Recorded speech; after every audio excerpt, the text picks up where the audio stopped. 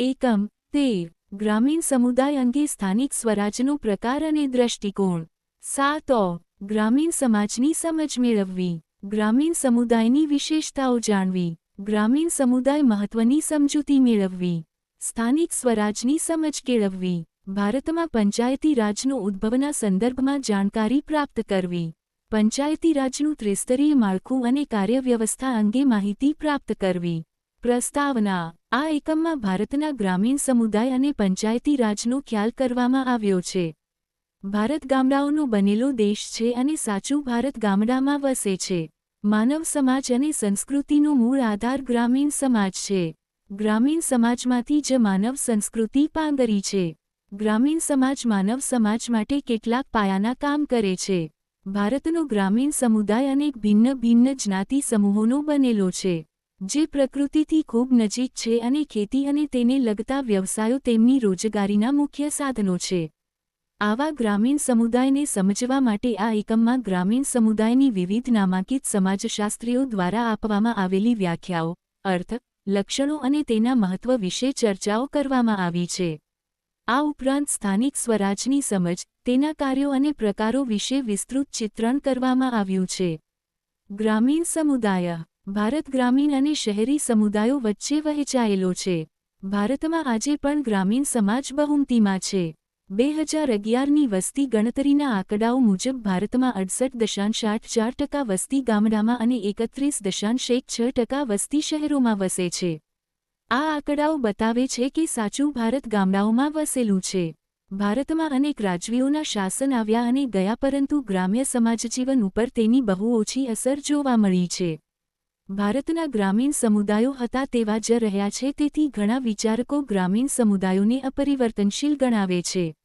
જો કે અલગ અલગ શાસકોના યુગમાં તે પરિવર્તન પામતો રહ્યો છે. વૈદિક યુગ, મધ્યયુગ, મોગલ યુગ, બ્રિટિશ યુગ અને સ્વતંત્ર ભારતના ગ્રામીણ સમુદાયોમાં તફાવત અને પરિવર્તન સ્પષ્ટ જોઈ શકાય છે. ગ્રામીણ સમુદાયનો અર્થ. સામાન્ય રીતે નગર, શહેરની બહાર સ્થિત થયેલ ભૌગોલિક વિસ્તારને ગ્રામીણ વિસ્તાર કહેવાય છે, જેમાં વસ્તીની ગીચતા અને સંખ્યા ઓછી હોય છે. લોકો કૃષિ વ્યવસાય સાથે પ્રત્યક્ષ અને પરોક્ષ રીતે સંકળાયેલા હોય છે. ભારતમાં વસ્તીની ઓછી ઘનતા તથા ખેતી તથા સંલગ્ન વ્યવસાય એ ગ્રામીણ વિસ્તારના લક્ષણો છે. આયોજન પંચ 15,000મી ઓછી વસ્તી ધરાવતા એકમને ગ્રામીણ વિસ્તાર ગણે છે. નેશનલ સેમ્પલ સર્વે ઓર્ગેનાઇઝેશન મુજબ ચોરસ કિ. મી. વસ્તીની ઘનતા 400મી ઓછી હોય, ચોક્કસ હદરેખા હોય, 75% પુરુષો ખેતી અને સંલગ્ન વ્યવસાયો સાથે સંકળાયેલા હોય તેને ગ્રામીણ વિસ્તાર કહેવાય છે. સ્વતંત્રતા બાદ ભારતના ગામડાને વસવાટના એકમને બદલે વહીવટી એકમ ગણવામાં આવ્યું. વસ્તીને આધારે ગામડાનો ખ્યાલ કરવામાં આવે છે. 1993ના પંચાયતી ધારાની કલમ 7 મુજબ 15,000ની વસ્તી માટે ગ્રામ પંચાયત ગણાય છે. ગ્રામીણ સમુદાયની વ્યાખ્યા. અલગ અલગ સામાજિક સંશોધકો અને લેખકોએ ગ્રામીણ સમુદાયની અલગ અલગ વ્યાખ્યાઓ કરી છે. 1. ગામડાઓ નાના નાના ગણરાજ્ય છે. ચાર્લ્સ મેટકોફ. ગામડું એ જ્ઞાતિ જેવા ભિન્ન ભિન્ન આડા સ્તરોનું બનેલું ઊભું એકમ છે. શ્રીનિવાસ. 2. ગામડું એ પ્રાદેશિક જૂથ છે, સામાજિક આર્થિક વિધિવિધાનનું એકમ છે, તેને પોતાનું વિશિષ્ટ અસ્તિત્વ છે. એસ. સી. દુબે. 3. ગામડામાં વસ્તીની ગીચતા ઓછી છે.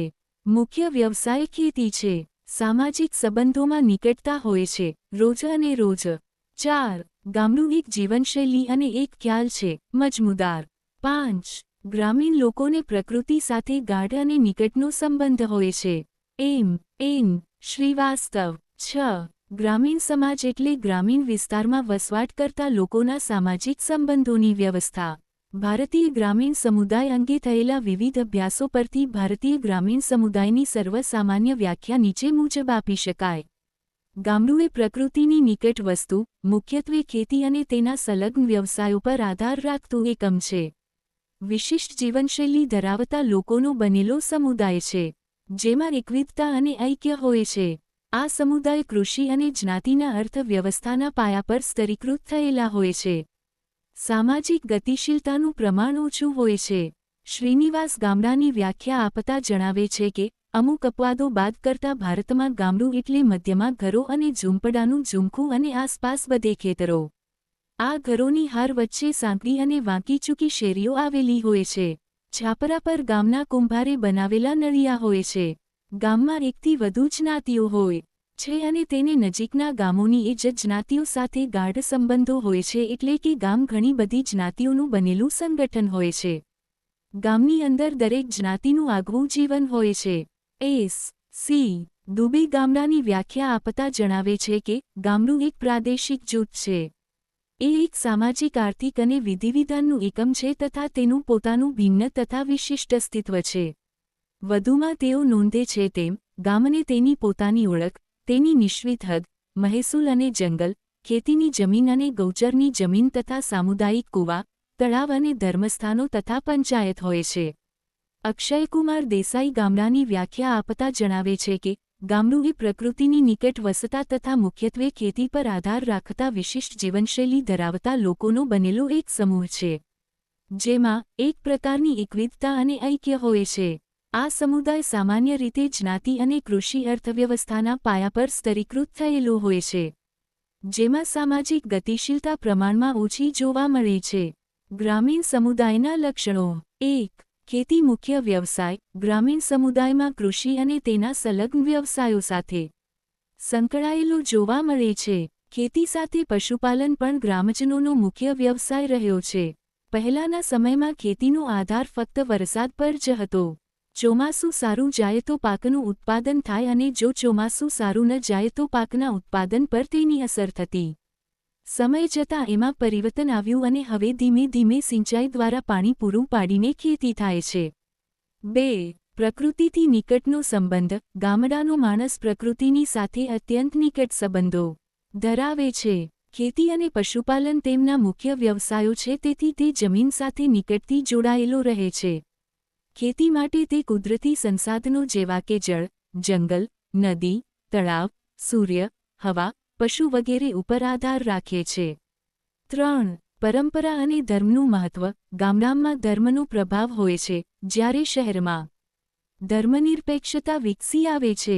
ગામડાના લોકો ભગવાન કે કુદરતમાં અખૂટ આસ્થા ધરાવતો સમાજ છે, જે પરંપરા, પાપ, પુણ્ય, પુનઃજન્મ, વિધિ વિધાન, સ્વર્ગ, નર્ક, કર્મ વગેરે હિન્દુ ધર્મની માન્યતાઓમાં ખૂબ ઊંડી શ્રદ્ધા ધરાવે છે. માનવી મૂળ પ્રકૃતિ સાથે અને પ્રકૃતિ પર નિર્ભર રહેતો હોવાથી તેમની કુદરત પ્રત્યેની શ્રદ્ધા વધુ પ્રબળ હોય છે. 4. સંયુક્ત કુટુંબનું વધુ મહત્વ. ગ્રામ સમુદાયનું પ્રાથમિક એકમ કુટુંબ માનવામાં આવે છે. કુટુંબમાં પિતાને કુટુંબનો વડો માનવામાં આવે છે. કુટુંબના વડાનું સ્થાન કુટુંબમાં સૌથી ઊંચું હોય છે, જે કુટુંબમાં એકતા અને સંપતિ રહેવા માટે તેમના નિર્દેશો મહત્વના હોય છે.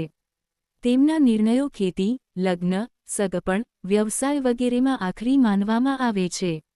કુટુંબમાં કાર્યભાર વહેંચણીનું કામ તે કરે છે.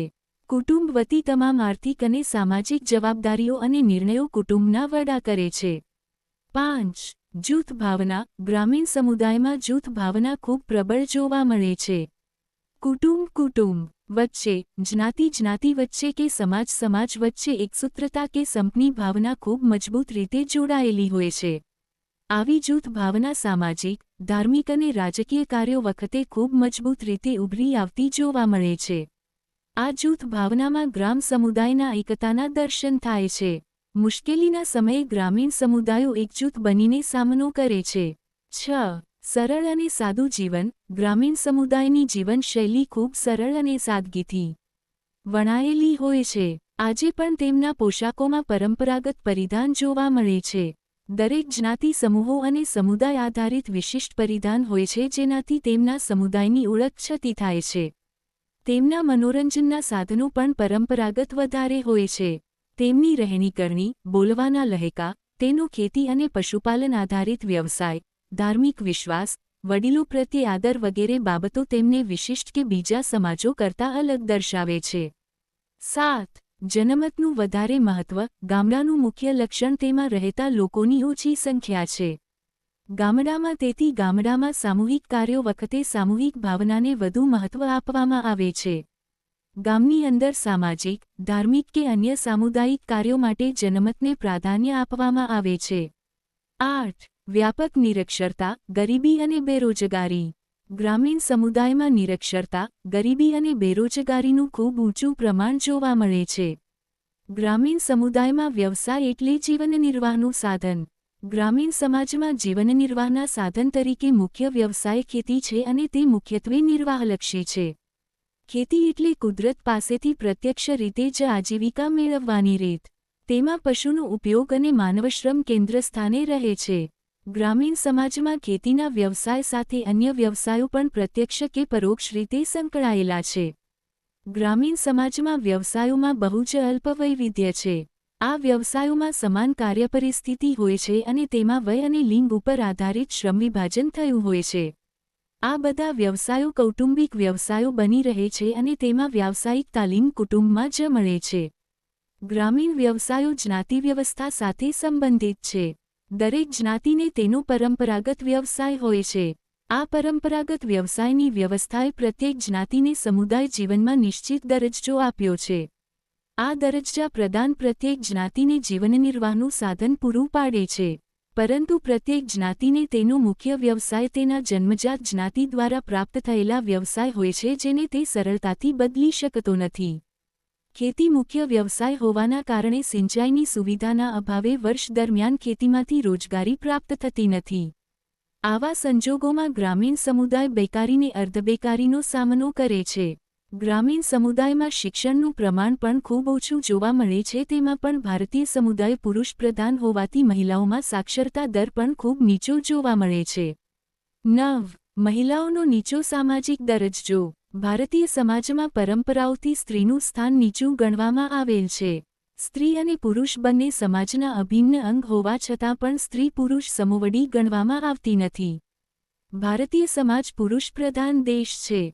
આથી સ્વાભાવિક છે કે પુરુષ પ્રધાન દેશમાં પુરુષો ઉચ્ચ સ્થાન પર હોયા પુરુષ પ્રધાન સમાજના કારણે જ પુરુષ સ્ત્રીને ઉચ્ચ સ્થાન પર સ્વીકારી શકતો નથી.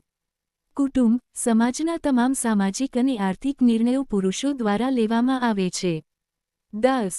ઓછી સામાજિક ગતિશીલતા. સામાજિક ગતિશીલતા એટલે સ્થળાંતર. ગ્રામ્ય જીવનમાં સૌથી ઓછી ગતિશીલતા જોવા મળે છે કારણ કે માણસનો જન્મ ક્યાં લેવો તે પોતાના હાથમાં નથી, એ કુદરતના હાથમાં છે. તેથી તેમને જ્ઞાતિનું સભ્યપદ જન્મ આધારિત મળે છે. આ જ્ઞાતિ આધારિત સભ્યપદ તે બદલી શકતો નથી. તેથી જ્ઞાતિગત મળેલું કામ અને દરજ્જો તે કર્મથી બદલી શકતો નથી. ગામડાની અંદર આર્થિક ઉપાર્જનનો મુખ્ય આધાર ખેતી છે અને ખેતી માટેની જમીન મર્યાદિત છે. જેમની પાસે જમીન છે એ વારસાગત પ્રાપ્ત થયેલી છે, તેથી બીજા વર્ગમાં જન્મેલો વ્યક્તિ તેનો દરજ્જો બદલી શકતો નથી. તેથી ગ્રામીણ સમુદાયમાં ગતિશીલતા કે પરિવર્તન ખૂબ ઓછું કે ધીમું થાય છે. 11. જ્ઞાતિપ્રથા તથા જજમાની પ્રથાની વધુ પ્રબળતા. ભારતીય ગ્રામીણ સમુદાય જ્ઞાતિ અને વર્ણોના પાયા પર રચાયેલું છે, જેમાં ભિન્ન ભિન્ન સ્તરીકરણ એકબીજા સાથે સંબંધિત જોવા મળે છે. ગ્રામ્ય સમુદાયમાં ખેતી એ રૂઢિગત વ્યવસાય છે. આમ છતાં દરેક સ્તરના લોકો ખેતી કરતા જોવા મળે છે, પરંતુ ધાર્મિક અનુષ્ઠાનો અને પૂજાપાઠનું કામ માત્ર બ્રાહ્મણો જ કરી શકશે. માટીના વાસણ બનાવવાનું કામ માત્ર કુંભાર જ કરશે. ચર્મકામ માત્ર ચમાર જ કરશે. લુહારી કામ, સુથારી કામ, સુવર્ણકામ વગેરે અનેક કામો માત્ર જન્મ આધારિત જ્ઞાતિઓના લોકો કરશે. આ દરેક જ્ઞાતિનો સામાજિક દરજ્જો અલગ અલગ છે જેને વ્યક્તિ બદલી શકતો નથી. ગ્રામીણ સમુદાયનું મહત્વ. માનવ સમાજ અને સંસ્કૃતિનો મૂળ આધાર ગ્રામીણ સમાજ છે. ગ્રામીણ સમાજમાંથી જ માનવ સંસ્કૃતિ પાંગરી છે. ગ્રામીણ સમાજ માનવ સમાજ માટે કેટલાક પાયાના કામ કરે છે. જેમ કે આજે આપણે જે અનાજ, દૂધ અને તેની બનાવટો વગેરે વાપરીએ છીએ તે ગ્રામીણ સમાજ જ પૂરી પાડે છે. એ જ રીતે આધુનિક સમયમાં વિકસેલી શહેરી સમાજ વ્યવસ્થામાં મુખ્ય આધાર ગ્રામીણ સમાજ છે અને વિવિધ ઐતિહાસિક યુગમાં થયેલી આર્થિક, સામાજિક અને સાંસ્કૃતિક ઉથલપાથલોમાં ગામડાઓએ સામાજિક સલામતી અને સંસ્કૃતિ સુરક્ષાનું કાર્ય કરે છે.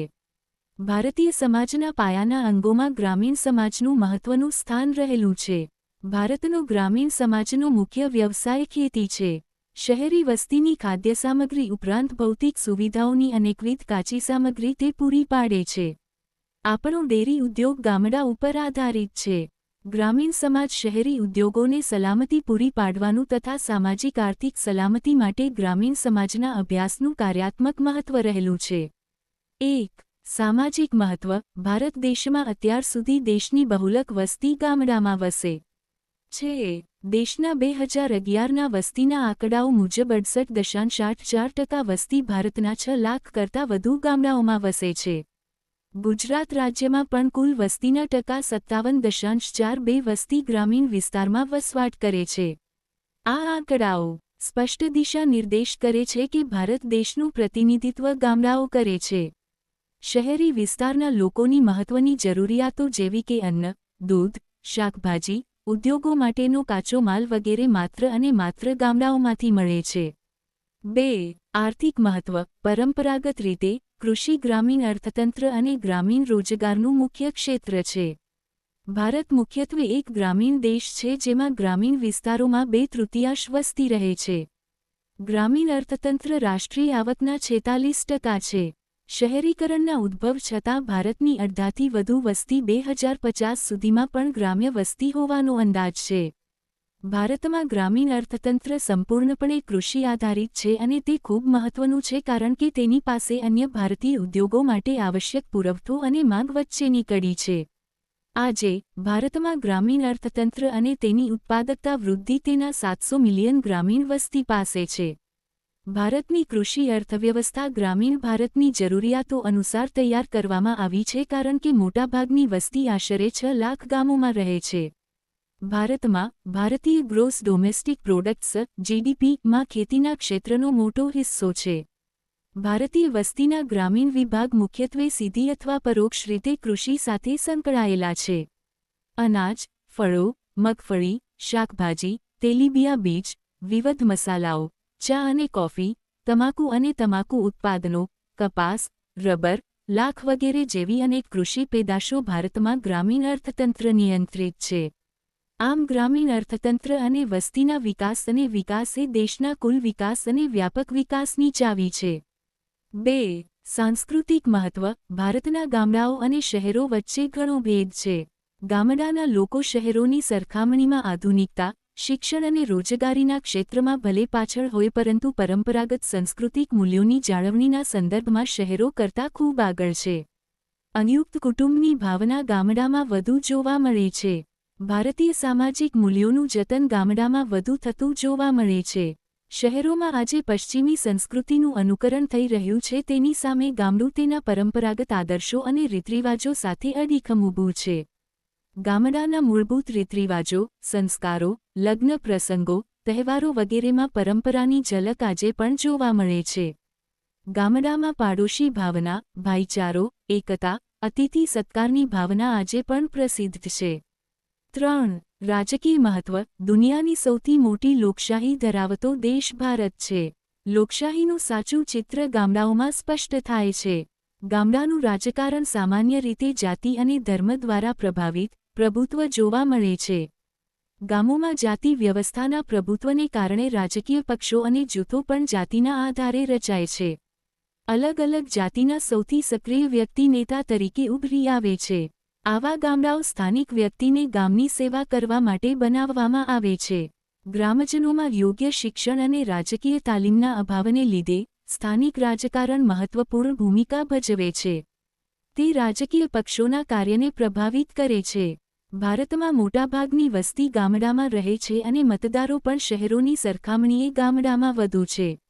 ગામડામાં જ્ઞાતિ આધારિત સંગઠનો અને એકતા વધારે હોવાથી ગ્રામીણ ક્ષેત્રના આવા સમાજમાંથી આવતા વ્યક્તિઓનું રાજકીય રીતે મહત્વ વધી જાય છે. સ્થાનિક સ્વરાજ ભારત ખેતીપ્રધાન દેશ છે અને આજે પણ 68.84% જેટલી જનસંખ્યા ગામડામાં વસે છે. સદીઓથી ગામડાએ તેની આગવી જીવન પદ્ધતિ વિકસાવી છે. પહેલા ગામડામાં વડીલોની સમિતિ હતી જેનું ગ્રામ સ્વરાજમાં વર્ચસ્વ હતું. આ સમિતિ ગામના ચોરે બેસી ગામના પ્રશ્નોની ચર્ચા કરતી અને તેને હલ કરવા નિર્ણયો કરતી. આ નિર્ણયો સમગ્ર ગામને બંધન કરતા રહેતા. ગામનું શાસન પંચાયત કરતી, જે ગામના વહીવટમાં પાયાની અને મહત્વની એકમ હતી. બ્રિટિશ શાસનમાં રોયલ કમિશને 1907 વિકેન્દ્રીકરણની નોંધ લીધી. 1919માં સ્થાનિક સ્વરાજ્યનો રાજ્યના વિષય તરીકે સ્વીકાર થયો અને મુંબઈ વિલેજ પંચાયત એક્ટ 1920 અમલમાં આવ્યો. ગાંધીજીની દોરવણી હેઠળ ચાલતા સ્વરાજ આંદોલનમાં સત્તાના વિકેન્દ્રીકરણ માટે પંચાયતી રાજ ભાવનાને સાંકળી લેવામાં આવી. સ્વતંત્રતા પછી બંધારણ સભામાં પંચાયત રાજની ફરજિયાત જોગવાઈ ન કરતા આર્ટિકલ 40 હેઠળ માર્ગદર્શક સિદ્ધાંતોમાં સ્વાયત્ત સરકારના એક સ્વતંત્ર એકમ તરીકે ગ્રામ પંચાયત કામ કરી શકે તે માટે જરૂરી સત્તા અને અધિકારો આપશે એવો નિર્દેશ કરી પંચાયતો રચવાનું રાજ્યોની મરજી ઉપર છોડી દેવામાં આવ્યું. મુંબઈ રાજ્યમાં જિલ્લા લોકલ બોર્ડની રચના કરીને જિલ્લા કક્ષાએ વિકાસના કામો સોંપવામાં આવ્યા. પ્રસ્તુત એકમમાં ગ્રામીણ સ્વરાજના સામાજિક, આર્થિક અને રાજકીય ક્ષેત્રમાં ગ્રામીણોના સશક્તિકરણમાં પ્રદાનોની સમજ આપવામાં આવી છે. સ્થાનિક સ્વરાજનો અર્થ લોકશાહીનું સૌથી નાનું એકમ પંચાયતની સ્થાપના વિશે જે યુગોથી ભારતના વહીવટી સંચાલનનો આધાર હતી. બંધારણનો ડ્રાફ્ટ ગાંધીજીને બતાવવામાં આવ્યો તો ગાંધીજીએ તેને જોઈને પરત કરી દીધો અને કહ્યું કે આમાં તો પંચાયતોની વ્યવસ્થા છે જ નહીં. જો ભારતને સમાપ્ત થવું ન હોય તો આપણે સૌથી નીચેના સ્તરેથી કામ શરૂ કરવું પડશે. નહીંતર ઉચ્ચ અને મધ્યના સ્તરનું તંત્ર ખોરવાઈને પડી જશે. સ્વરાજનો અર્થ થોડાક શક્તિશાળી લોકોના હાથમાં સત્તા આવવું નહીં પરંતુ બહુમત, સામાન્ય જનતાના હાથમાં સત્તા હોય અને તે શાસકને નિયંત્રિત કરી શકે. એટલે કે વિકેન્દ્રીયકરણ જ ભારતના શાસનનો આધાર હોવો જોઈએ. આના પરિણામે બંધારણ સભાનું ધ્યાન આ બાજુ ગયું અને રાજ્યના માર્ગદર્શક સિદ્ધાંતોમાં પંચાયતને સ્થાન આપવામાં આવ્યું. બંધારણની કલમ 40માં ઉલ્લેખ કરવામાં આવ્યો છે કે ગ્રામ પંચાયતોની રચના કરવા રાજ્ય પગલાં લેશે અને સ્વરાજના એકમો તરીકે કામ કરી શકે તે માટે જરૂરી સત્તા અને અધિકાર આપશે. સામુદાયિક વિકાસ કાર્યક્રમનું મૂલ્યાંકન કરવા અને આ કાર્યક્રમની ત્રુટિઓ દૂર કરવાના આશયથી 1957માં બળવંતરાય મહેતાની અધ્યક્ષતામાં એક સમિતિની નિયુક્તિ કરવામાં આવી.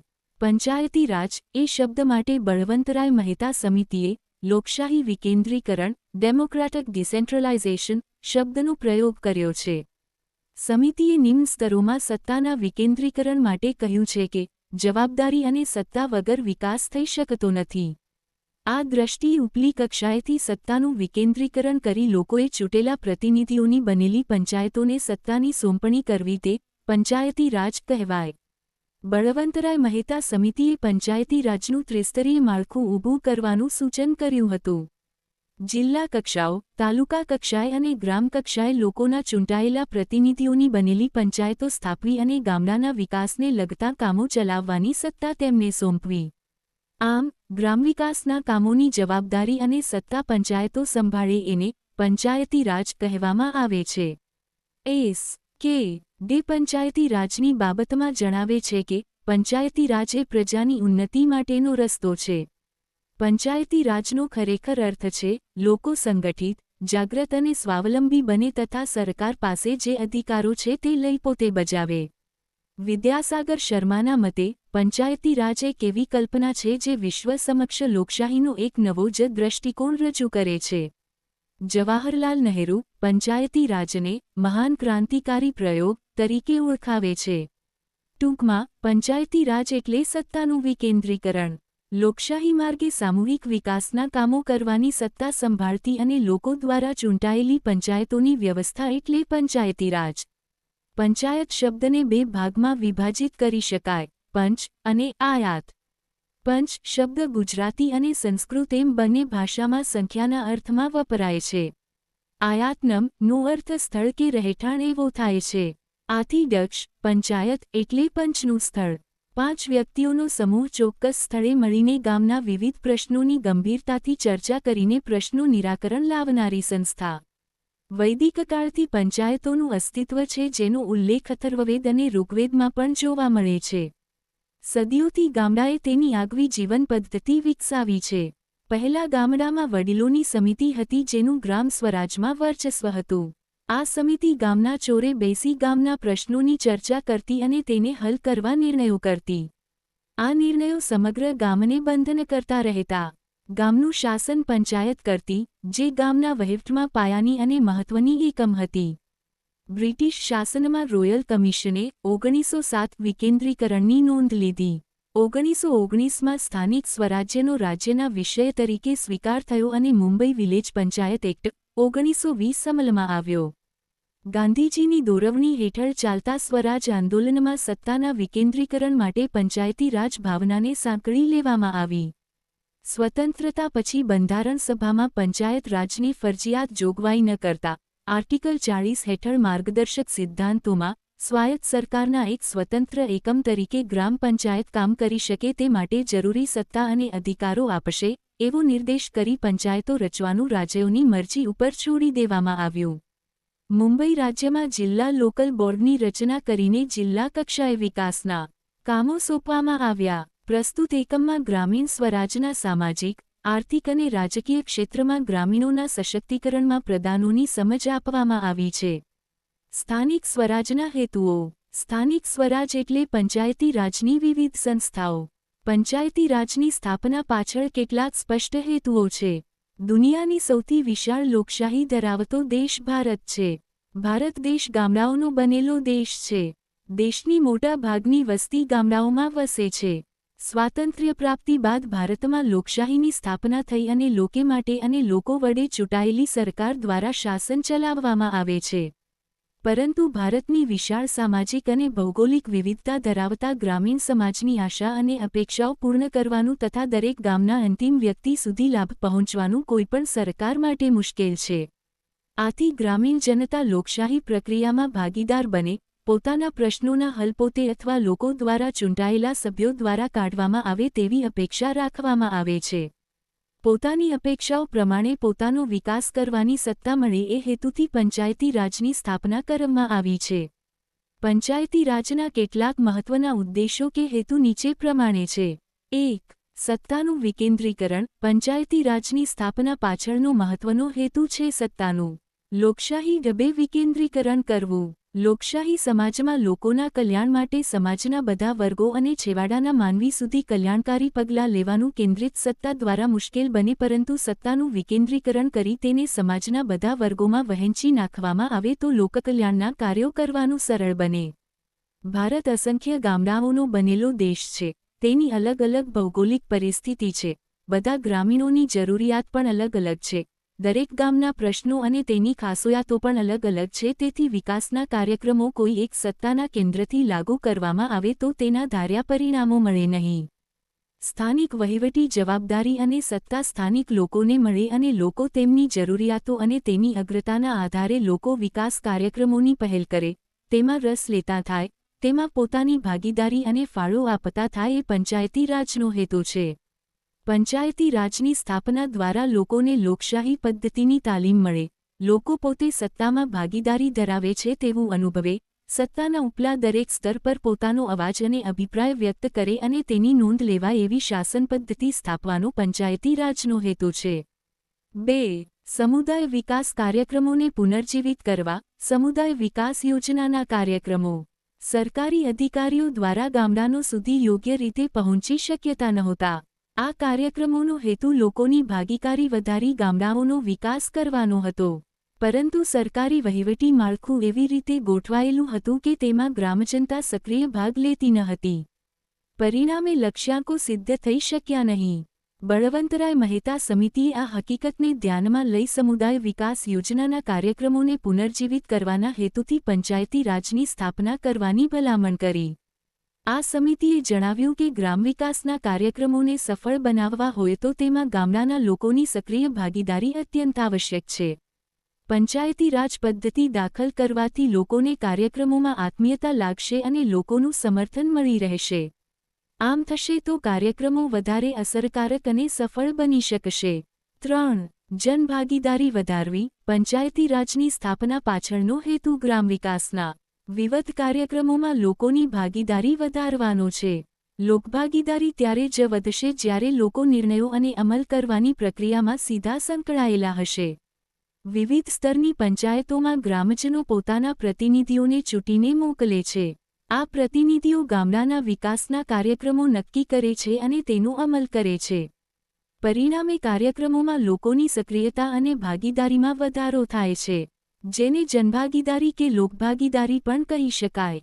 આમ, ગ્રામ વિકાસના કાર્યક્રમોમાં લોકોની સક્રિયતા વધારવી અને લોકોની સક્રિય ભાગીદારી વધારવાના એવા હેતુથી પંચાયતોની સ્થાપના કરવામાં આવી છે. 4. ગામડાનો સર્વાંગી વિકાસ. પંચાયતી રાજનો મૂળભૂત અને પાયાનો ઉદ્દેશ ગામડાનો સર્વાંગી વિકાસ કરવાનો છે. સ્વાતંત્ર્ય પ્રાપ્તિ પછીથી દેશના બંધારણમાં લોકોના વિકાસ માટે અનેક કલ્યાણકારી જોગવાઈઓ કરવામાં આવી. ગ્રામીણ સમુદાયને જીવનની મૂળભૂત જરૂરિયાતો ઉપલબ્ધ કરાવવાની જવાબદારી કેન્દ્ર સરકારની હતી. આ માટે સરકારે વિવિધ આયોજન દ્વારા ગ્રામ વિકાસનો વ્યાપક કાર્યક્રમ હાથ ધરવામાં આવ્યા. આ કાર્યક્રમોને વધારે અસરકારક બનાવવાના માટે ગામડાનો સર્વાંગી વિકાસ, ગામડાનું નવનિર્માણ, ગ્રામીણ સમસ્યાઓ ઓળખીને હલ કરવી વગેરે ઉમદા હેતુઓથી પંચાયતી રાજની સ્થાપના કરવામાં આવી છે.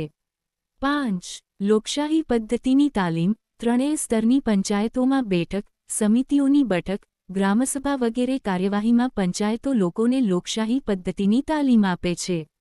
6. લોકનેતાગીરીનું ઘડતર. લોકશાહીને સંગીન બનાવવા માટે સ્થાનિક સ્તરે પંચાયતો લોકનેતાગીરીને તાલીમ અને ઘડતર આપીને નવી નેતાગીરીને પ્રોત્સાહન આપે છે. 7. પછાત વર્ગોનો ઉત્કર્ષ. પંચાયતના ત્રણેય સ્તરે ન્યાય સમિતિને ફરજિયાત બનાવવામાં આવી છે, જેથી પંચાયતના નબળા વર્ગોને ન્યાય મળી રહે તે તેનો ઉદ્દેશ છે. 8. મહિલા સશક્તિકરણને વેગ. પંચાયતના ત્રણેય સ્તરે 33% મહિલા અનામતને ફરજિયાત બનાવવામાં આવી છે. રોસ્ટર પ્રમાણે મહિલા પ્રમુખોની પણ જોગવાઈ કરવામાં આવી છે. તેને પરિણામે મહિલા સશક્તિકરણને બળ મળે છે. 9. પંચાયતી રાજ રાજતંત્રનો ભાગ બને. રાજ્ય અને કેન્દ્ર સરકારની મોટાભાગની કલ્યાણકારી યોજનાનું અમલીકરણ પંચાયતો દ્વારા કરવામાં આવે છે, જેવી કે કૃષિ, શિક્ષણ, બાળ અને મહિલા વિકાસ, આરોગ્ય, રોજગારી, સ્વરોજગારી વગેરેના અમલીકરણમાં પંચાયતનો ફાળો મહત્વનો હોય છે. 10. લોક સશક્તિકરણ. પંચાયતી રાજની સ્થાપના પાછળનો એક હેતુ લોક સશક્તિકરણ છે. સહભાગીદારીપૂર્વકની લોકશાહીને અર્થપૂર્ણ અને અસરકારક બનાવવા માટે પંચાયતી રાજની સંસ્થાઓને પર્યાપ્ત ભૂમિકા આપવામાં આવી છે. આમાં 73મો બંધારણીય સુધારો લોકશક્તિના વિકાસ માટે સીમાચિલરૂપ છે. 73મો બંધારણીય સુધારોની કેટલીક મહત્વની જોગવાઈઓ. 20 લાખથી ઓછી વસ્તી હોય તેવા તમામ રાજ્યો અને સંઘ પ્રદેશોમાં ત્રિસ્તરીય પંચાયતી રાજના માળખાની રચના. ગ્રામ સ્તરે ગ્રામસભાની જોગવાઈ. તમામ સ્તરની પંચાયતોની બેઠકો સીધી ચૂંટણીથી ભરવી.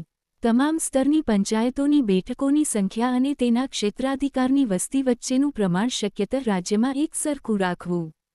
તમામ સ્તરની પંચાયતના અધ્યક્ષો અને સભ્યોને બેઠકમાં મત આપવાનો અધિકાર રહેશે. તાલુકા અને જિલ્લા પંચાયતના અધ્યક્ષની ચૂંટણી જે તે પંચાયતના ચૂંટાયેલા સભ્યો પોતાનામાંથી કરશે. તમામ સ્તરની પંચાયતોમાં જાતિ, જનજાતિની વસ્તીના પ્રમાણમાં સીટો અનામત રાખવામાં આવશે. મહિલાઓ માટે 33% સીટો અનામત રાખવાની છે. તમામ સ્તરની પંચાયતોમાં અધ્યક્ષના પદો જાતિ, જનજાતિની વસ્તીના પ્રમાણમાં સીટો અનામત રાખવામાં આવશે. મહિલાઓ માટે 33% અધ્યક્ષ પદ અનામત રાખવામાં આવશે. દરેક પંચાયતની મુદત તેની પ્રથમ બેઠકથી 5 વર્ષની રહેશે. મુદત પૂરી થયેથી નવેસરથી ચૂંટણી કરવામાં આવશે. જો કોઈ પંચાયતનું વિસર્જન 5 વર્ષ પહેલાં થયેલું હશે તો 6 મહિનામાં ચૂંટણી કરવાની રહેશે અને આ પંચાયતની મુદત બાકી રહેલી મુદત સુધીની જ રહેશે. સ્થાનિક સ્વરાજના પ્રકારો અને તેના કાર્યો. સ્થાનિક સ્વરાજનું ત્રિસ્તરીય માળખું છે જેમાં ગ્રામ પંચાયત, તાલુકા પંચાયત અને જિલ્લા પંચાયતનો સમાવેશ થાય છે. રાજ્યમાં ગ્રામ પંચાયત, તાલુકા પંચાયત અને જિલ્લા પંચાયત એમ ત્રિસ્તરીય પંચાયતો પરસ્પર સંકળાયેલી છે. ગ્રામ પંચાયત ઉપર તાલુકા પંચાયત અને જિલ્લા પંચાયતનું નિયંત્રણ છે. નીચેની પંચાયતો ઉપરની પંચાયતોના દેખરેખ અને માર્ગદર્શન હેઠળ વહીવટ કરે છે.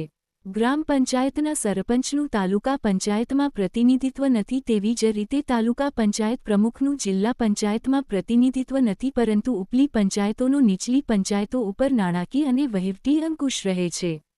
પંચાયતો ઉપર રાજ્ય સરકારોનું નિયંત્રણ હોય છે. આ ત્રણેય સ્થાનિક સ્વરાજની સંસ્થાઓનો વિસ્તૃત અભ્યાસ અહીંયા કરીશું. ગ્રામ પંચાયત. પંચાયત એ પંચ કે સરપંચની દાસી નથી, પણ એ તો લોકોની સર્વોપરિતાનું પ્રાગટ્ય છે. ગાંધીજી. ભારત ખેતી પ્રધાન દેશ હોવાથી ભારતની 2011ના વસ્તીના આંકડાઓ મુજબ 68.84% વસ્તી ભારતના 6 લાખ કરતાં વધુ ગામડાઓમાં વસે છે. સૈકાઓથી ગામડાઓએ પોતાની આગવી જીવન પદ્ધતિ વિકસાવી છે. ગામડાઓમાં વડીલોની સમિતિઓ હતી અને તેનું ગ્રામ સ્વરાજમાં વર્ચસ્વ હતું. સમિતિ ગામના ચોરે બેસીને ગામના પ્રશ્નોની ચર્ચા કરતા અને તેના નિર્ણયો સમગ્ર ગામને બંધન કરતા રહેતા. આમ પ્રાચીન ભારતમાં ગામડાઓ પ્રજાસત્તાક હતા. ગામનું શાસન પંચાયત કરતી. આજે પણ ગામના વિકાસમાં ગ્રામ પંચાયત મહત્વનું અને પાયાનું એકમ માનવામાં આવે છે. ગ્રામ પંચાયત સ્થાનિક સ્વરાજ્યની પાયાની સંસ્થા અને સૌથી નાનામાં નાનું અને સૌથી અગત્યનું સ્તર ગણવામાં આવે છે. ગ્રામ પંચાયત તાલુકા પંચાયતને આધીન હોય છે. બંધારણની કલમ 243(b) મુજબ દરેક રાજ્યમાં દરેક ગામ માટે ગ્રામ પંચાયતની રચના કરવાની હોય છે. 525,000 સુધીની વસ્તી ધરાવતા ગામમાં ગ્રામ પંચાયતની જોગવાઈ કરેલી છે. જેમાં ઓછામાં ઓછા 7 અને વધુમાં વધુ 31 સભ્યો હોય છે. જો કોઈ એક કરતાં વધુ ગામની સંયુક્ત ગ્રામ પંચાયત બનાવવી હોય તો તેઓ બનાવી શકે છે. 3,000 સુધીની વસ્તી ધરાવતા ગામમાં ગ્રામ પંચાયત 7 સભ્યોની બનશે અને 3,000 પછી 1,002 સભ્યોની સંખ્યા વધશે. ઉદાહરણ તરીકે ગામની વસ્તી 4,000 હશે તો સભ્યોની સંખ્યા 9 થશે અને 5,000ની વસ્તીએ સભ્યોની સંખ્યા 11 થશે. સીટો માટે અનામતની જોગવાઈ અનુચ્છેદ 243(d). 73માં બંધારણીય સુધારા 1992 અંતર્ગત પંચાયત ક્ષેત્રની કુલ વસ્તીમાં અનુસૂચિત જાતિની વસ્તી પ્રમાણે દરેક પંચાયતના સ્તર પર આ વર્ગ માટે સીટ અનામત રખાશે. આ ઉપરાંત રાજ્યના કાયદામાં પંચાયતના કોઈપણ સ્તર પર પ્રમુખ પદ માટે અનામતની જોગવાઈ હશે. આ કાયદા અંતર્ગત મહિલાઓ માટે પણ અનામતની જોગવાઈ છે. જેમાં કુલ સીટોની સંખ્યાની તેમાં એ સંખ્યાનો પણ સમાવેશ થયેલો છે. જેમાં અનુસૂચિત જાતિ અને અનુસૂચિત જનજાતિની મહિલાઓને અનામત પ્રદાન કર્યું છે. ગુજરાત પંચાયતના ધારા 1993 મુજબ ગ્રામ પંચાયતમાં 33% બેઠકો મહિલા માટે અનામત રાખવાની જોગવાઈ કરેલ પરંતુ સ 2015માં ગુજરાતમાં 50% બેઠકો અનામત ફાળવવામાં આવી છે. દરેક ગામમાં સામાજિક અને શૈક્ષણિક પછાત વર્ગો માટે 10% બેઠકોની જોગવાઈ કરેલી છે. સરપંચના હોદ્દાની બેઠક પણ વારાફરતી મહિલા, અનુસૂચિત જાતિ, અનુસૂચિત જનજાતિ, સામાજિક અને શૈક્ષણિક પછાત વર્ગ માટે અનામત રહેશે. ગ્રામ પંચાયતમાં સરપંચ અને સભ્યોની પસંદગી ચૂંટણીથી થાય છે. ગામના પુખ્તવયના મતદારો ગુપ્ત મતદાનથી ગ્રામ પંચાયતને ચૂંટે છે. ગ્રામ પંચાયતના સભ્યો તરીકે અનુસૂચિત જાતિ, અનુસૂચિત જનજાતિ માટે વસ્તીના ધોરણે અમુક બેઠકો અનામત રાખવામાં આવે છે. સરપંચ ગ્રામ પંચાયતનો વડો કહેવાય છે. ગ્રામ પંચાયતનો કાર્યકાળ 5 વર્ષનો રહેશે. ગ્રામ પંચાયતના મતદાર યાદીમાં નામ ધરાવતા 18 વર્ષથી વધુ ઉંમરનો કોઈપણ વ્યક્તિ ગુપ્ત મતદાનથી મતદાન કરશે. ગ્રામ પંચાયતની બેઠક મહિનામાં એકવાર મળવી ફરજિયાત છે. દરેક મીટિંગમાં સરપંચ અધ્યક્ષ સ્થાને હશે પરંતુ જો સરપંચ હાજર નહીં હોય તો ઉપસરપંચ સભાનું અધ્યક્ષ સ્થાન લેશે. ગ્રામ એનકેઓ 73માં બંધારણીય સુધારાની અનુસૂચિ ઋણ 11માં દર્શાવેલી કોઈપણ બાબતોનો વહીવટ ગ્રામ પંચાયતોને સુપ્રત થયેલ નથી. પ્રાથમિક શિક્ષણ, આંગણવાડી, પીવાના પાણી જેવી બાબતોમાં આંશિક રીતે દેખરેખમાં ગ્રામ પંચાયતોને સાંકળવામાં આવેલ છે. અનુસૂચિની જે બાબતો તાલુકા પંચાયત અને જિલ્લા પંચાયતને સોંપાયેલી છે તેવા તમામ કામો જે તે તાલુકા પંચાયત કે જિલ્લા પંચાયત ગ્રામ પંચાયતને સોંપી શકે છે. બંધારણની અનુસૂચિમાં દર્શાવેલી બાબતો પૈકી ગુજરાતમાં કૃષિ અને પીવાનું પાણી ગ્રામ પંચાયતોને સોંપાયેલ છે. કૃષિ ક્ષેત્રે ગ્રામ પંચાયતે કૃષિ મંડળીઓને સહાયભૂત બનવાનું છે.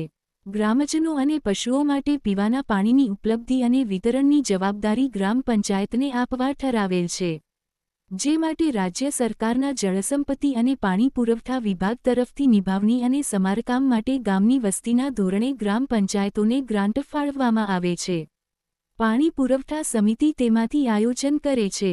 તે અંગેના બજેટ અને ખર્ચની જોગવાઈ ગ્રામ પંચાયત દ્વારા કરવામાં આવે છે. ગ્રામ પંચાયતોની હદમાં આવેલી જમીન મહેસૂલની વસૂલાત ઉપર ગ્રામ પંચાયતને ગ્રાન્ટ મળે છે. ગામમાં વસતા નાના અને સીમાંત ખેડૂતોને જમીન મહેસૂલ માફ કરવામાં આવી હોય તો પણ તે રકમ ગ્રાન્ટ સ્વરૂપે ગ્રામ પંચાયતોને મળે છે. આ ઉપરાંત ગામના સર્વાંગી વિકાસ માટે ગ્રામ પંચાયત અનેક કાર્યો કરે છે. તેમના કેટલાક નીચે મુજબ છે. ગ્રામજનો માટે સ્વચ્છ પીવાના પાણીની સુવિધા ઊભી કરવી. ગ્રામજનોના સારા આરોગ્ય માટે ગ્રામ સફાઈ, સ્વચ્છતાની જાળવણી, આરોગ્ય કેન્દ્રોની વ્યવસ્થા ઊભી કરવી, રસ્તાઓ બનાવવા અને તેની જાળવણી કરવી, દરેક બાળક માટે શિક્ષણની સુવિધા ઊભી કરવી, ગામમાં સ્ટ્રીટ લાઇટની વ્યવસ્થા ઊભી કરાવી, ગામના ખેડૂતોની ખેતીના વિકાસ માટે જરૂરી જંતુનાશક દવા, બિયારણ, ખાતર, તાલીમની વ્યવસ્થા કરવી, ગામના ગૃહોદ્યોગો અને હસ્તકલાના ઉદ્યોગોને ઉત્તેજન આપવું, ગામલોકોને રોજગારી કે પૂરક રોજગારી ઉપલબ્ધ થાય તેવા કાર્યો હાથ ધરવા, ગામમાં પુસ્તકાલયો ખોલવા અને તેની જાળવણી કરવી, ગ્રામજનોના સર્વાંગી વિકાસ માટેની તકો પૂરી પાડવી, ગ્રામજનોમાં એકતા, સદ્ભાવના અને ભાઈચારાનું નિર્માણ થાય તેવા કાર્યક્રમો હાથ ધરવા, ગામના કુદરતી સંસાધનોની જાળવણી અને વિકાસ, ગામના પાણીના સ્રોતો, મંદિરો, મસ્જિદો વગેરેની જાળવણી અને નિભાવ, કુદરતી આપત્તિના સમયે રાહત કાર્યો કરવા, ગામના દરવિહોણા લોકો માટે સરકારી યોજનાઓ અંતર્ગત રહેઠાણ અને પ્લોટ પૂરા પાડવા, ગામના નબળા અને વંચિત લોકોના વિકાસ માટે વિશિષ્ટ કાર્યો હાથ ધરવા, ગામમાં સહકારી પ્રવૃત્તિને વેગ આપવો, ગામના યુવાનો, મહિલાઓ અને બાળકોના વિકાસ માટે વિવિધ પ્રવૃત્તિઓ કરવી, ગામના સાંસ્કૃતિક મૂલ્યોની જાળવણી માટે રાસ ગરબા, લોકનૃત્યો, લોકગીતો, ભવાઈ, તહેવારોની ઉજવણી, ગામના ઉત્પાદનના વેચાણ માટે ગ્રામહાટ કે બજાર વ્યવસ્થા ઉપલબ્ધ કરાવવી, ગામલોકોના મનોરંજન માટેની વ્યવસ્થા ઊભી કરવી, ગ્રામ એ વિવિધો ગુજરાત પંચાયત અધિનિયમ 1993 ની કલમ 92 મુજબ સામાજિક ન્યાય સમિતિની રચના કરાવી ફરજિયાત છે. પંચાયત ઈચ્છે તો કારોબારી સમિતિની રચના કરી શકે છે. રાજ્ય સરકારની પૂર્વ મજૂરી મેળવી જરૂરિયાત મુજબની બીજી સમિતિઓ પણ બનાવી શકે છે. સરકારી સૂચનાઓ મુજબ દરેક ગ્રામ પંચાયતમાં પાણી સમિતિ બનાવવી ફરજિયાત છે. તે સિવાય વિભિન્ન વિકાસ યોજનાઓના અમલીકરણ માટે સમિતિઓ રચવાની હોય છે. તેમાંની મુખ્ય સમિતિઓ નીચે મુજબ છે. 1. સામાજિક ન્યાય સમિતિ. નબળા લોકોને સામાજિક ન્યાય મળે તે માટે આ સમિતિની રચના કરવામાં આવે છે. 5 સભ્યોની આ સમિતિ બને છે જેની મુદત 5 વર્ષની હોય છે. બધા સભ્યો અનુસૂચિત જાતિ અને અનુસૂચિત જનજાતિના હોય છે. વાલ્મીકી સમાજમાંથી એક સભ્ય હોવો ફરજિયાત છે. આ વર્ગમાંથી કોઈ સભ્ય ચૂંટાયેલો ન હોય તો આવી વ્યક્તિને ઠરાવ કરીને કો-ઓપ્ટ કરવી. 2. કારોબારી સમિતિ. આ સમિતિ ગ્રામ પંચાયતે કરેલા ઘનશ્યોનો અમલ કરે છે. 5 સભ્યોની આ સમિતિ બને છે જેની મુદત 2 વર્ષની હોય છે. આ સમિતિમાં એક સભ્ય અનુસૂચિત જાતિ કે અનુસૂચિત જનજાતિ અને એક સભ્ય મહિલા સભ્ય હોવી જરૂરી છે. સરપંચ હોદ્દાની રૂએ અધ્યક્ષ બને છે. 3. પાણી સમિતિ. ગામના નાગરિકો અને પશુઓને શુદ્ધ પીવાનું પાણી પૂરું પાડવું. ગ્રામસભાની ભલામણ પ્રમાણે 10મી 12 સભ્યોની સમિતિ બને છે. 4. ગ્રામ શિક્ષણ સમિતિ. નાગરિકોના સહયોગથી શિક્ષણનું સ્તર ઊંચું લાવવું. કન્યા કેળવણીને ઉત્તેજન આપવું. ગામના દરેક બાળકો શાળામાં પ્રવેશ મેળવે તેની તકેદારી રાખવી. 5. ગ્રામ નાગરિક પુરવઠા અને ગ્રાહક સુરક્ષા સમિતિ. ગામના રાશન કાર્ડ ધારક દરેકને જીવન જરૂરી દરેક ચીજ વસ્તુઓ જેવી કે અનાજ, કેરોસીન, ખાંડ, ચોખા વગેરે રાહત દરે, નિયમિત અને નિયત માત્રામાં મળી રહે તેના માટે દેખરેખ રાખવાની સમિતિની મુખ્ય કામગીરી છે. 6. મધ્યાહન ભોજન યોજના સમિતિ. પ્રાથમિક શાળાના બાળકોને પૂરતા પ્રમાણમાં અને શુદ્ધ પૌષ્ટિક આહાર મળી રહે તેની તકેદારી રાખવા માટે આ કમિટીની રચના કરવામાં આવે છે. 7. આરોગ્ય સમિતિ. આ સમિતિ જાહેર આરોગ્યને લગતા કાર્યો જેવા કે સફાઈ, પાણી પુરવઠો, શીતળા, મેલેરિયાને લગતા કાર્યો સંભાળશે. આંગણવાડીમાં પોષક આહાર યોજનાનું સંકલન કરવાનું કામ મુખ્ય છે. 8. બાંધકામ સમિતિ. જાહેર બાંધકામને લગતા કાર્યો કરવા અને કુદરતી આફતો વખતે રાહતને લગતા કાર્યો આ સમિતિ કરશે. ગ્રામસભા એન્ક 6243 એ. 73માં બંધારણીય સુધારા 1993 અંતર્ગત પંચાયતી રાજ પદ્ધતિમાં ગ્રામસભાની જોગવાઈ પાયારૂપ છે. ગ્રામસભા એક સંગઠન છે જેની અંદર પંચાયત વિસ્તારમાં આવેલ ગામના સંબંધમાં મતદાર યાદીઓમાં નોંધાયેલ વ્યક્તિઓનું બનેલું મંડળ અને તે રાજ્ય વિધાનમંડળ કાયદાથી નક્કી કરે તે પ્રમાણે ગ્રામ સ્તરના બધા કાર્યો અને સત્તાઓનો પ્રયોગ કરે છે. એક ગ્રામસભાની રચના. ગ્રામસભા પંચાયતી રાજનું હૃદય કહેવાય છે. ગ્રામસભાની જોગવાઈ ગુજરાત પંચાયત અધિનિયમ 1993 ની કલમ 233 માં કરવામાં આવેલ છે. ગ્રામસભા નો અર્થ બંધારણના ભાગ 9ની કલમ 243 ખ માં જે અર્થ આપ્યો છે તે મુજબ ગ્રામસભા એટલે ગ્રામસ્તરે પંચાયત વિસ્તારમાં સમાવિષ્ટ ગામને લગતી મતદાર યાદીમાં નોંધાયેલી વ્યક્તિઓનું બનેલું મંડળ. બી. ગ્રામસભાની બેઠકો ગ્રામસભાની સામાન્ય સભાઓ બેઠકો વર્ષમાં ઓછામાં ઓછી 2 વાર મળવી ફરજિયાત છે. કોઈપણ પ્રસંગે 2 સામાન્ય બેઠકો વચ્ચેનો સમય 3 મહિના કરતાં ઓછો હોવો જોઈએ નહીં. ગુજરાતમાં 11 જુલાઈ 2001ના પરિપત્રમાં વહીવટી આદેશો મુજબ ઓછામાં ઓછી 4 ગ્રામસભા એક વર્ષમાં યોજવાનું નક્કી થયું છે. ગ્રામસભા કોઈપણ જાહેર સ્થળ પર બોલાવી શકાશે જે પંચાયત કચેરી કે ચોરો પણ હોઈ શકે છે. ગ્રામસભાની સામાન્ય સભાની સૂચના 7 દિવસ પહેલાં અને જો ખાસ સભા હોય તો તેની સૂચના 3 દિવસ પહેલાં આપવી. ગ્રામસભાની સભાના આગળના દિવસે દાંડી પીટાવી ગામલોકોને તેની જાણ કરવામાં આવે છે. ગ્રામસભામાં કોરમ માટે મતદારોના 1/10 સભ્યો અથવા 50 સભ્યો બેમાંથી જે ઓછા હોય તેનાથી કોરમ થાય છે. સી. ગ્રામસભાના ઉદ્દેશો 1. લોકભાગીદારી 2. તંદુરસ્ત લોકશાહીની તાલીમ પૂરું પાડતું માધ્યમ 3. લોકશક્તિકરણ 4. ગરીબો અને મહિલાઓને રજૂઆત કરવાની તક 5. અધિકારીઓ અને લોકો વચ્ચે સુમેળભર્યા સંવાદની તક 6. પંચાયતની કામગીરીનું લોકો દ્વારા સીધું સોશિયલ ઓડિટ. ડી. ગ્રામસભાના કાર્યો ફરજે અને સત્તાઓ ભારતના બંધારણના 73માં સુધારાના અનુચ્છેદ 243 ક થી ગ્રામસભાને ખાસ દરજ્જો આપી રાજ્યની વિધાનસભા કાયદાથી નક્કી કરે તેવા કાર્યો ફરજો અને સત્તાઓ સોંપવાની જોગવાઈ કરી છે. દર વર્ષે ગ્રામસભાની પ્રથમ બેઠક તે વર્ષની શરૂઆતથી 2 મહિનાની અંદર ભરવી અને ગામ પંચાયત આવી બેઠક સમક્ષ નીચે મુજબની બાબતો મૂકવી જોઈએ. હિસાબોનું વાર્ષિક પત્રક મૂકવું જોઈએ. પાછલા હિસાબી વર્ષના વહીવટ વિશે રિપોર્ટ મૂકવો. ચાલુ હિસાબી વર્ષ માટે યોજેલ વિકાસ અને કાર્યનો બીજો કાર્યક્રમ મૂકવો. ઓડિટની રિપોર્ટ અને તે સંબંધિત આપેલા જવાબો મૂકવા. વિવિધ યોજનાના લાભાર્થીઓની યાદી અગ્રતાક્રમ મુજબ તૈયાર કરવી. તાલુકા પંચાયત અને જિલ્લા પંચાયત જે મુદ્દો આવી બેઠક સમક્ષ મૂકવાનું ફરમાવે તેવી બીજી કોઈપણ બાબત મૂકવી. ગરીબી રેખા હેઠળના કુટુંબોની યાદી બીપીએલ તાલુકા વિકાસ અધિકારીને મોકલવાની છે જેથી તેમને અનેક યોજનાઓનો લાભ મળી શકે.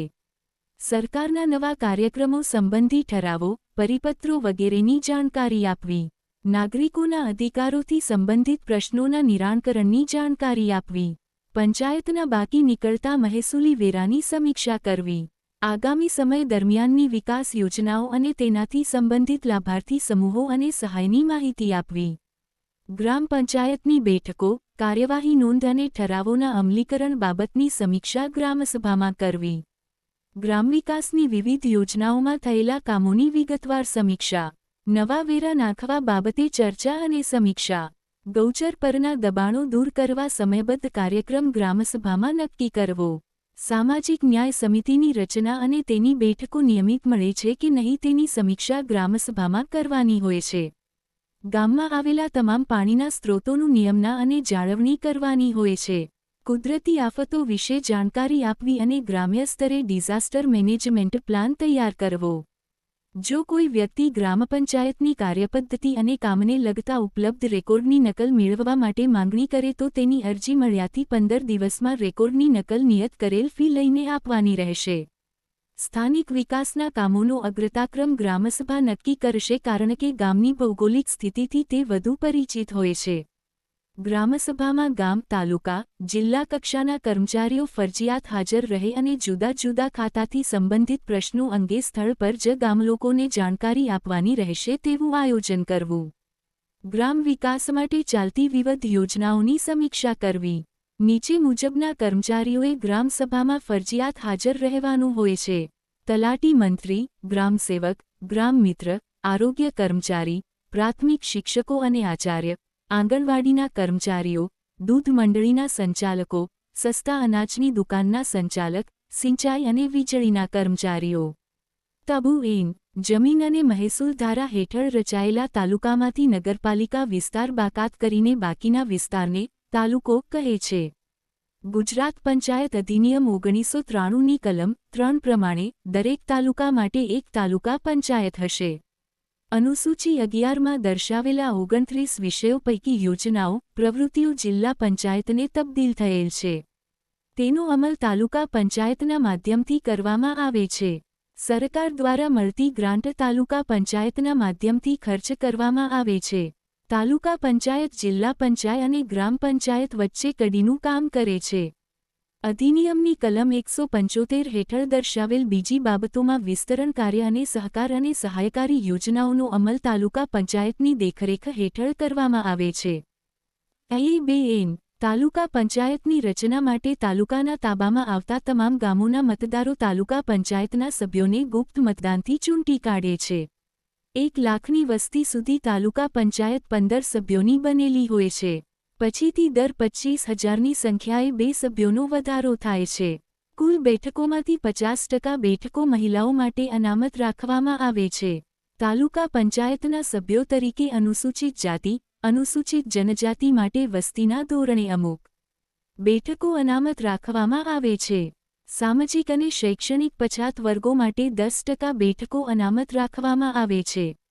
તાલુકા પંચાયતના સભ્યો તેના પ્રમુખ અને ઉપપ્રમુખને ચૂંટે છે. તાલુકા પ્રમુખ તાલુકા પંચાયતનો વડો કહેવાય છે.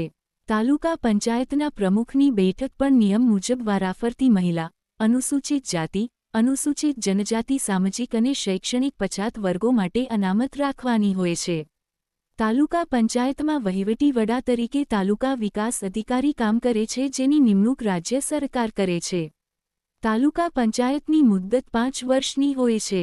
તાલુકા પંચાયતના કાર્યો. તાલુકા નાયબ પ્રાથમિક શિક્ષણાધિકારી તાલુકા પંચાયતના હવાલે મુકાયેલા હોય છે તે પ્રાથમિક શિક્ષણ, યુવા પ્રવૃત્તિઓ, ગ્રામ્ય પુસ્તકાલયો અને તાલુકા પંચાયતે સોંપેલા કાર્યોને લગતી નાણાકીય અને વહીવટી જવાબદારીઓ સંભાળે છે. બિનઅધિકૃત નગરપાલિકા વિસ્તારમાં આવેલી પ્રાથમિક શિક્ષણના હેતુ માટેની સ્થાવર અને જંગમ મિલકત સંબંધિત હક્કો કલમ 19(6) હેઠળ તાલુકા પંચાયતને પ્રાપ્ત થયા છે. પ્રાથમિક શાળાઓના વહીવટ અને સંચાલનની જવાબદારી તાલુકા પંચાયત હસ્તક છે. તાલુકા પંચાયતના વિસ્તારમાં આવેલી માન્ય શાળાઓ અને છાત્રાલયો, તેના મકાનો, દફતરો અને તેના સાધનો, સ્થાવર જંગમ મિલકતો વગેરેના હક્કો કલમ 20(1) હેઠળ તાલુકા પંચાયતને પ્રાપ્ત થયેલા છે. પ્રાથમિક શાળાઓમાં અભ્યાસ કરતા બાળકોના વિકાસ માટે નવી શાળાઓ શરૂ કરવા રાજ્ય સરકારોને ભલામણ કરવી. ગ્રામજનોના વિકાસ માટે વિવિધ વિકાસ યોજનાઓ બનાવવી. તાલુકાના વિકાસ માટે વાર્ષિક બજેટ બનાવવું. સરકાર કે જિલ્લા પંચાયત જે કાર્યો સોંપે તે કાર્યોનો અમલ કરવો. કદરતી આફતો કે હોનારત વખતે રાહત કાર્યો કરવા. કુદરતી સંસાધનોની જાળવણી અને વિસ્તરણ પ્રવૃત્તિ કરવી. ગ્રામજનોને માટે શુદ્ધ પીવાના પાણીની વ્યવસ્થા કરવી. કૃષિ વિસ્તરણ અને જમીન સુધારણાના કામો કરવા. ખાદી અને ગ્રામોદ્યોગને પ્રોત્સાહન આપવું. ગ્રામ્ય ગરીબો માટે ગરીબી નિવારણ અને સમાજ કલ્યાણના કાર્યો કરવા. જાહેર મિલકતોની જાળવણી. સહકારી પ્રવૃત્તિને ઉત્તેજન આપવું. નાબળા વર્ગના લોકો માટે કલ્યાણકારી યોજનાઓ ચલાવવી. સાંસ્કૃતિક વારસો જળવાઈ રહે તે પ્રકારની પ્રવૃત્તિઓ હાથ ધરાવી. રોજગારીની તકોનું નિર્માણ થાય તેવા કામો હાથ ધરવા. તાલુકા પંચાયતની વિવિધ સમિતિઓ. ગુજરાત રાજ્યના પંચાયતી ધારા 123 અન્વયે ગ્રામ પંચાયતે નીચે મુજબની 2 સમિતિઓની રચના કરવાની હોય છે. સમિતિમાં પ્રમુખ અધ્યક્ષ હોય છે. સમિતિના સભ્યો બહુમતીથી અધ્યક્ષને દૂર કરી કે બદલી શકે છે. 1. સામાજિક ન્યાય સમિતિ. નબળા વર્ગોના વિકાસ માટેની વિવિધ યોજનાઓ ઘડવી. તેનો અમલ અને વહીવટ કરવો એ મુખ્ય કાર્યો છે. સમાજના નબળા વર્ગોને સ્પર્શતી તમામ બાબતો પર ધ્યાન આપે છે. જેની મુદત 5 વર્ષની હોય છે. બધા સભ્યો અનુસૂચિત જાતિ અને અનુસૂચિત જનજાતિના હોય છે. 5 સભ્યોની આ સમિતિ બને છે. આ સભ્યો પૈકી એક સભ્ય સફાઈ કામદાર હોવો જોઈએ. જો કોઈ ચૂંટાયેલો સભ્ય વાલ્મીકી સમાજનો ના હોય તો આવી વ્યક્તિને કો-ઓપ્ટ કરવામાં આવે છે પરંતુ તેને મત આપવાનો કે અધ્યક્ષ બનવાનો અધિકાર મળતો નથી. 2. કારોબારી સમિતિ. તાલુકા પંચાયતમાં કારોબારી સમિતિની રચના કરવી ફરજિયાત છે. તાલુકા પંચાયતના ચૂંટાયેલા સભ્યોમાંથી વધુમાં વધુ 9 સભ્યોની આ સમિતિ બને છે. આ સભ્યોમાંથી એક સભ્યની સમિતિના અધ્યક્ષ તરીકે વરણી કરવામાં આવે છે. આ સમિતિની મુદ્દત 2 વર્ષની હોય છે. તાલુકા પંચાયતોની મુદ્દત પૂરી થવાની સાથે આ સમિતિની મુદ્દત પણ પૂરી થાય છે. પંચાયત. ગુજરાત રાજ્યના પંચાયત અધિનિયમ 145 અન્વયે જિલ્લા પંચાયતની રચના કરવાની રહેશે. પંચાયતી રાજમાં જિલ્લા પંચાયત એ ત્રિસ્તરીય માળખામાં સૌથી ટોચ પર છે. જિલ્લા પંચાયતમાં 4 લાખની વસ્તી દીઠ 17 સભ્યો અને તેનાથી જનસંખ્યા વધુ હોય તો દરેક લાખે 2 સભ્યોનો વધારો કરવામાં આવશે. કુલ બેઠકોમાંથી 50% બેઠકો અને અધ્યક્ષપદો મહિલાઓ માટે અનામત રાખવામાં આવે છે. અનુસૂચિત જાતિ અને અનુસૂચિત જનજાતિની જનસંખ્યાના આધારે બેઠકો અને અધ્યક્ષપદો અનામત રાખવામાં આવે છે. અન્ય પછાત વર્ગો માટે પણ 10% બેઠકો અનામત રાખવાની હોય છે. જિલ્લા પંચાયતની મુદત 5 વર્ષની હોય છે. જિલ્લા પંચાયતના પ્રમુખના હોદ્દાની બેઠક પણ વારાફરતી મહિલા, અનુસૂચિત જાતિ, અનુસૂચિત જનજાતિ, સામાજિક અને શૈક્ષણિક પછાત વર્ગ માટે અનામત રહેશે. જિલ્લા પંચાયતના વહીવટી વડા જિલ્લા વિકાસ અધિકારી હોય છે જેની નિમણૂક રાજ્ય સરકાર કરે છે. NK2N ચૂંટાયેલા સભ્યો જિલ્લા પંચાયતના તાબા હેઠળના ગામડાઓના મતદારો ગુપ્ત મતદાન દ્વારા સભ્યોની ચૂંટણી કરે છે. આ જિલ્લા પંચાયતના સભ્યો બહુમતીથી તેના પ્રમુખ અને ઉપપ્રમુખને ચૂંટી કાઢે છે. જિલ્લા પંચાયતના પ્રમુખ જિલ્લાના અધ્યક્ષ કહેવાય છે. નિયુક્ત સભ્યો જિલ્લા પંચાયતના ચૂંટાયેલા સભ્યો ઉપરાંત કો-ઓપ્ટ કે નિયુક્ત સભ્યો પણ હોય છે. આ સભ્યોના અધિકારો ચૂંટાયેલા સભ્યોના અધિકારો કરતાં સીમિત હોય છે. આવા સભ્યોને મત આપવાનો અધિકાર હોતો નથી. કિલ્લા એઓ જિલ્લા પંચાયતને કલમ 175 મુજબ નીચે મુજબના કાર્યો કે પ્રવૃત્તિઓ સોંપી છે. કૃષિ વિસ્તરણ અને સહકાર, જમીન સુધારણા, પીવાનું પાણી અને સિંચાઈની વ્યવસ્થા, પશુપાલન, ડેરી વિકાસ અને મત્સ્યોદ્યોગ, સામાજિક વનીકરણ અને તેની ગૌણ વન પેદાશો, ગરીબી નાબૂદી અને સામાજિક કલ્યાણ, રસ્તાઓ, પુલોનું નિર્માણ અને જાળવણી, પ્રાથમિક શિક્ષણ, મહિલા અને બાળ વિકાસ, સ્વાસ્થ્ય કેન્દ્રો અને આરોગ્યલક્ષી સુવિધાઓ. તમામ સમિતિઓના સચિવ અધિકારીઓ જિલ્લા વિકાસ અધિકારીની માર્ગદર્શન અને નિયંત્રણમાં જુદી જુદી સમિતિઓના ઘનશ્યોનો અમલ કરે છે. આ તમામ પ્રવૃત્તિમાં નાણાકીય જવાબદારી જિલ્લાના હિસાબી અધિકારી નિભાવે છે. આ વિવિધ કામગીરી જિલ્લા પંચાયત તેની વિવિધ સમિતિઓ મારફત કરે છે, જે નીચે મુજબ છે. વિવિધો જિલ્લા પંચાયતના તાબા હેઠળના ગામોમાં વિવિધ વિકાસની પ્રવૃત્તિઓ, કાર્યક્રમો અને સરકારી યોજનાઓના અમલીકરણ માટે વિવિધ સમિતિઓનું ગઠન કરવામાં આવે છે. આ સમિતિના સભ્યો પોતાના અધ્યક્ષને ચૂંટી કાઢે છે. જિલ્લા પંચાયતની વિવિધ સમિતિઓ નીચે મુજબ છે.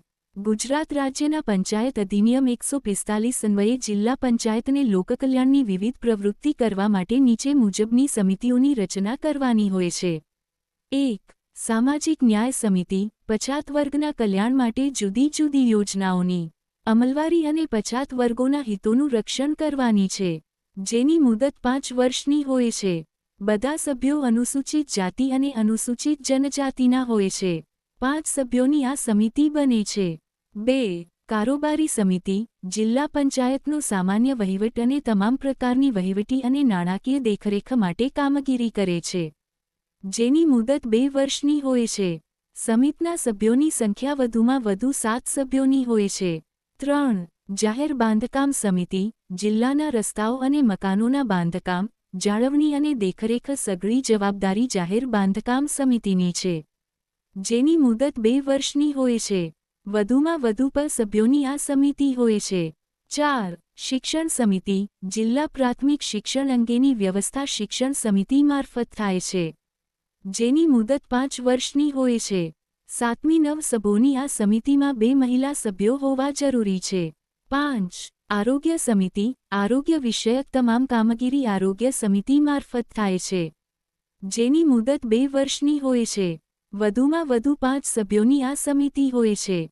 6. 20 મુદ્દાના અમલીકરણ અને સમીક્ષા સમિતિ 20 મુદ્દાના અમલીકરણ સમિતિ 20 મુદ્દાના કાર્યક્રમોનું અમલીકરણ અને દેખરેખ કરે છે, જેની મુદત 2 વર્ષની હોય છે. 7. મહિલા, બાળ વિકાસ અને યુવા વિકાસ સમિતિ ICDS યોજના હેઠળના કાર્યક્રમોના અમલીકરણમાં આ સમિતિ મહત્વનો ભાગ ભજવે છે, જેની મુદત 1 વર્ષની હોય છે.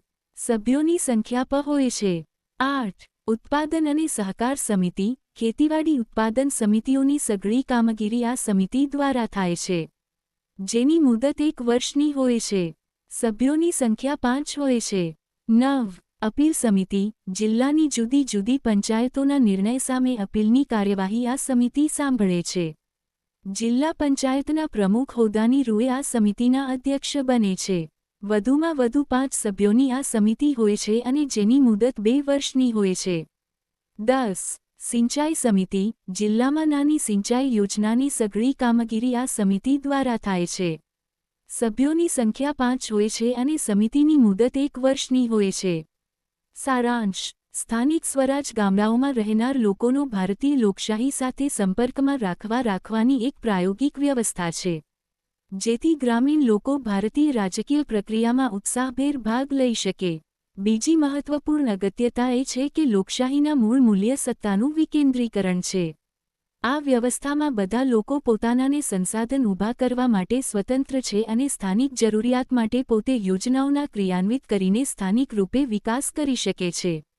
આ વ્યવસ્થાને ગતિ પ્રદાન કરવા માટે અસ્થાનિક, ઔપચારિક અને અનૌપચારિક બંને વ્યવસ્થાઓ એકસાથે ચાલે છે. અનૌપચારિક વ્યવસ્થાનો સંબંધ પરંપરાગત છે જેમાં ગ્રામીણ લોકોના સાંસ્કૃતિક, લોકાચાર, વિચાર અને પરંપરાગત માળખાની ઝલક જોવા મળે છે. જ્યારે કે ઔપચારિક પંચાયતમાં મલકની ઝલક જોવા મળે છે જે નિયમાનુસાર કાર્ય કરે છે છતાં પણ બંને સંસ્થાઓ પારંપરિક આંતરક્રિયાઓ સાથે અગત્યની ભૂમિકા ભજવી રહેલ છે. ચાવીરૂપ શબ્દો. ગ્રામીણ સમુદાય. ગામડાઓમાં રહેતા લોકો અને તેનો વ્યવસાય પ્રત્યક્ષ અને પરોક્ષ રીતે ખેતી છે. સ્વરાજ. સ્થાનિક સ્તરના સત્તાના વિકેન્દ્રીકરણ અને લોકોના વિકાસ અને સમસ્યાઓના સમાધાન માટે લોકોની ભાગીદારી દ્વારા કરવાની લોકશાહી ત્રિસ્તરીય કાયદાકીય રચના. ગ્રામસભા. ગ્રામ્ય સ્તરનું વહીવટી એકમ કે જેમાં ગ્રામ પંચાયત દ્વારા કરવામાં આવતા કામોના આયોજન અને સમીક્ષા માટેની બેઠક. ત્રિસ્તરીય. ગ્રામ પંચાયત, તાલુકા પંચાયત અને જિલ્લા પંચાયતનું 3 સ્તરનું વહીવટી માળખું. પંચાયતી રાજ, શાસન વ્યવસ્થા. અધિનિયમ, કાયદો.